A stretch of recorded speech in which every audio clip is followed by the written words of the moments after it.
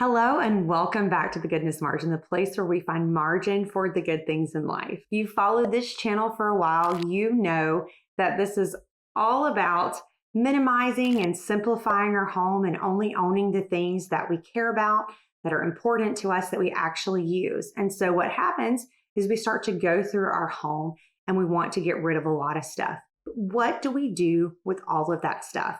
Well, today I am going to be sharing with you some tips and ideas of what you can do with all of the stuff that you want to get rid of.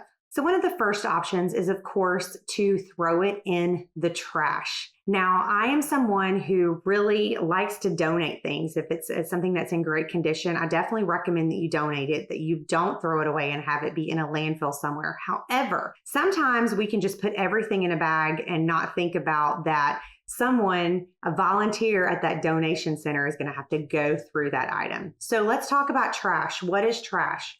Trash is something that is broken, or if it's an item that's a personal use item, or if it's some sort of toiletry item that's half used, you want to throw those items away. Those are not things that you want to donate.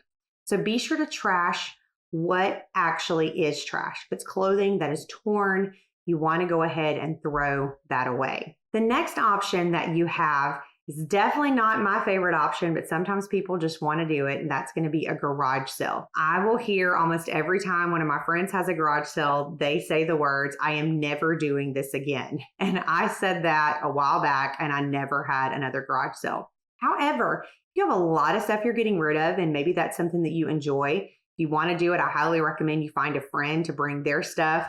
Pick whichever house has the best visibility to the road, and you can do that. If that's something you want to do, absolutely have a garage sale. Do know going into it, it's a lot of work.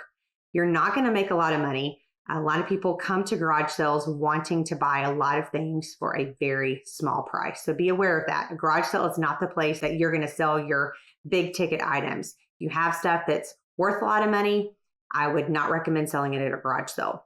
But one of the biggest, most important things, if you're having a garage sale, you're going to have a lot of stuff left over. It is extremely rare that someone is going to sell all of their things at a garage sale. So what you want to do is before the garage sale, you want to go ahead and schedule. There are some donation centers that will come and pick all of your stuff up unless they determine that it's trash.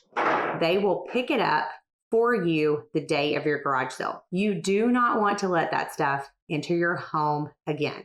So if you want to do a garage sale, those are some tips for that. Now let's move on to donating and selling. For myself, it is really important to determine a threshold of what I want to make on something that I'm going to sell. If something is worth $5 and I'm going to need to post it online, and most of the time, unless someone is picking it up for cash, if you're selling it through some sort of website, there's going to be a fee, a transaction fee for that, and then they're going to take a percentage, and I'm only going to end up making maybe $2 or $3. It's definitely not worth it. I've set an amount, and it's been different at different times. Sometimes it's $25 or $40, but choose a number.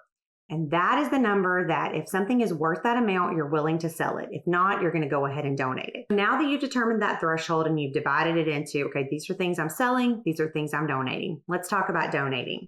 There are a lot of options for you with donating. There are some of those big stores that you can drop it off just about any time. And I do use those from time to time because it's just an easy way for me to sell or for me to donate my stuff. You want to load it up in the back of your car and drop it off at the donation center as soon as possible. But also encourage you to use Google or whatever search engine that you use and search for a shelter that is willing to pick it up. We actually have two in our area that I know of. They both at different points left a little note on our door and letting us know that they'll be back in the neighborhood at a certain time. So once I started using them, they will send me an email, and once a month, I can just click a little link and say, yes, I want you to come pick this up. I put it in a bag or a box with a note outside that it's for them. And they will come by sometime that day and pick it up for me. I do this just about every month. So know that those are out there for you. Maybe if you live in a really rural area, that's not available. But if you live in any sort of a city, you can likely find some sort of shelter or a donation center that they will pick those items up. And it's just really great to know the one that I use is a shelter for people who have had some sort of trauma in their life and they're looking to reset up a home. And I love the fact that I can donate stuff and help their cause. So now for selling things, the things that you know are at that particular threshold, what are some options for you to sell things? These are places that I have personally had success with.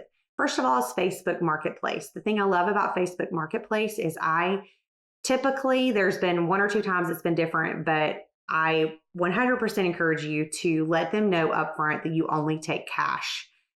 I've even sold things for several $100s, and I had to give the person an extra day so they could go by the bank to get the cash. I am not going to take a check. I've learned to not even take PayPal because there can be scams with that. And so it's the best and the easiest bet is for you just to take cash. Let them know up front, I'm only taking cash. Another thing for Facebook Marketplace is if someone sends you a link to something, never click on that. There's a lot of scams out there. And if I get any sort of questionable feeling, usually I will click on their profile and I can see, do these people actually have any friends? Have they posted anything? And that way I can tell if they're legit or not. So the thing I love about Facebook is I was selling my daughter's crib and I was able to prop it up on the front porch. The people walked up. We helped them load it in their car. They gave me the money and it was gone. It was very, very easy. There have been a few times where my husband's not home. Maybe he's out of town that week. Or I just have this questionable feeling, and right down the road is our local police station.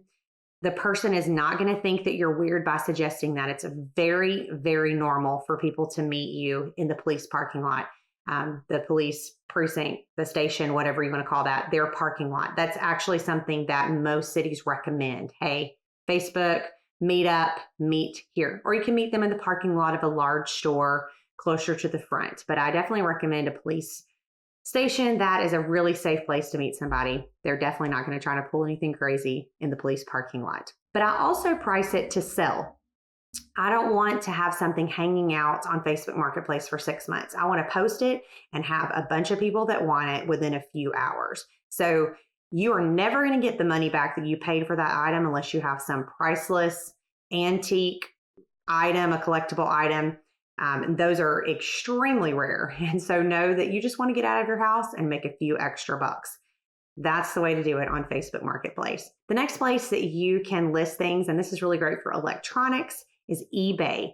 When we first moved in the house, my husband and I kind of did a competition where we were going through stuff that had been in storage for a long time. And we found some pretty old electronics.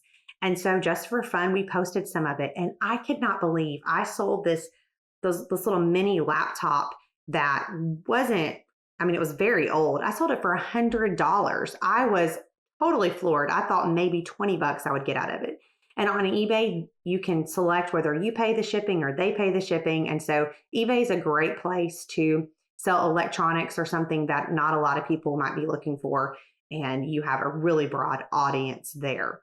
So those are the two places I sell items that are not clothing. For clothing, I've decided to pretty exclusively post my items and I've used this for myself, for my daughter, for my son, and my husband. These are for more of your good name brands. Now, if these are play clothes for my kids, I'm going to donate those. Or if they're dresses I got at Target or Walmart, I'm going to either donate those or pass those on to somebody else. But if I have an item and my husband has a nice shirt or I have a dress that I bought at Anthropologie, I'm going to post those on Poshmark. Poshmark does take a percentage of it, but it is, for me, I've found is the easiest way to sell clothing online. For those items that you're selling, you really want to think about giving yourself a time limit. That may be 3 months and maybe 6 months. Recently, I found a bag of clothes that was sitting in my attic, and those had been on Poshmark for about 6 months. There really hadn't been much movement on it. So I posted them for a cheaper price.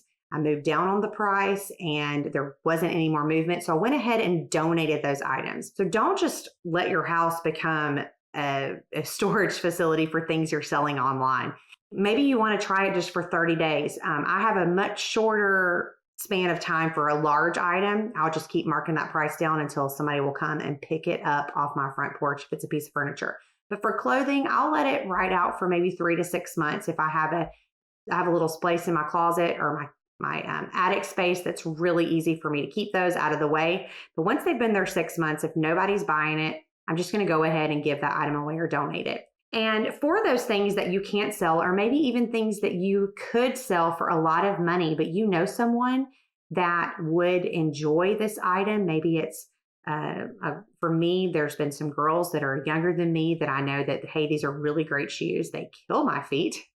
And so I'm going to give them to you. Or my son has a friend that he's just younger than him. My son is like really tall and really thin. So it's hard to find people who fit his clothing. Well, this boy is just smaller than my son. And so basically, when Wyatt outgrows something, I will just have him put it in my car and pass it on to this other kid. So find somebody to pass those things on to. This is really important. When you give clothing to someone, say this is yours. You can do whatever you want to with it. You can set it on fire. You can give it to your neighbor. You can wear it for the next 3 years. Do not burden them with whatever you don't want of this, give it back to me. Because then I remember when my daughter was born, I had some people give me a bag of clothes, an entire garbage bag of clothes. And I'm like, whatever you don't want, go ahead and give it back to me. Well, I just didn't even take anything out of it because I didn't want to have to keep up with what she was going to wear, what she wasn't going to wear, and then give it back to them. So let those things go. Unburden that person with the responsibility to keep up with the things that you're getting out of your house. Let it go. Let it be gone. If you never see them wear that, it is totally fine. You have been a kind person by giving it to someone else. So that tip's just for free. That's kind of important to me to note because no one wants to be given things with a burden attached to them. I know that ridding my home of things and especially making a few bucks on the side while I'm doing it has been a great thing that I continually do. Consistently minimizing your home and donating items is a great way to add margin to your life for the good things. If you haven't already, I'd love for you to subscribe to my channel, hit the bell, and be notified when the next video goes live.